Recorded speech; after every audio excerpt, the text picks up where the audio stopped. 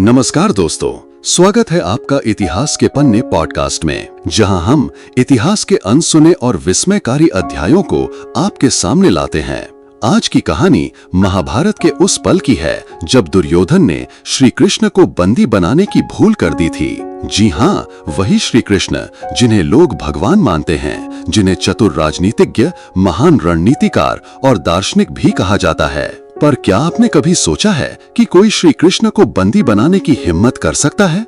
कहानी शुरू होती है महाभारत युद्ध से ठीक पहले। श्री कृष्ण दोनों पक्षों के बीच शांति स्थापित करने के लिए हस्तिनापुर पहुंचते हैं। वहां उन्होंने धृतराष्ट्र की सभा में कहा, 5 गांव दे दो पांडवों को, युद्ध नहीं चाहिए। लेकिन अहंकार में डूबे दुर्योधन ने जवाब दिया, सुई की नोक जितनी जमीन भी नहीं दूंगा। और फिर उसने एक षड्यंत्र रचा। जब श्री कृष्ण अपने कक्ष में विश्राम कर रहे थे, दुर्योधन ने उन्हें सोते हुए बंदी बनाने का प्रयास किया। लेकिन तब हुआ कुछ ऐसा जिसे देखकर पूरी सभा स्तब्ध रह गई। श्री कृष्ण उठे और मुस्कुराए।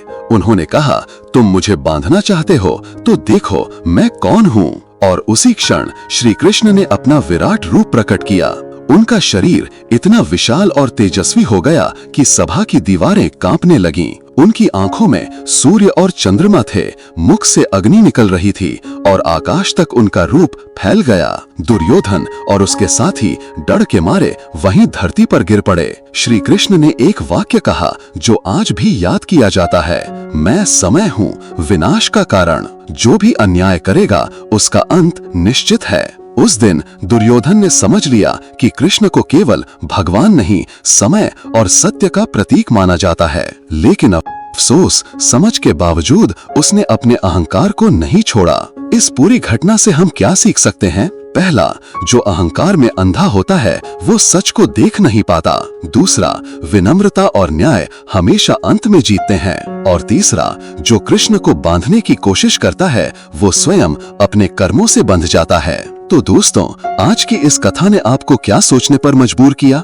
क्या आप भी मानते हैं कि समय के आगे किसी का घमंड नहीं टिकता? अपने विचार कमेंट में जरूर लिखिए। अगर आपको ये वीडियो पसंद आया हो तो लाइक करें, शेयर करें और इतिहास के पन्ने को सब्सक्राइब करना न भूलें। हम फिर मिलेंगे इतिहास के किसी और पन्ने को पलटते हुए। धन्यवाद। जय श्री कृष्ण।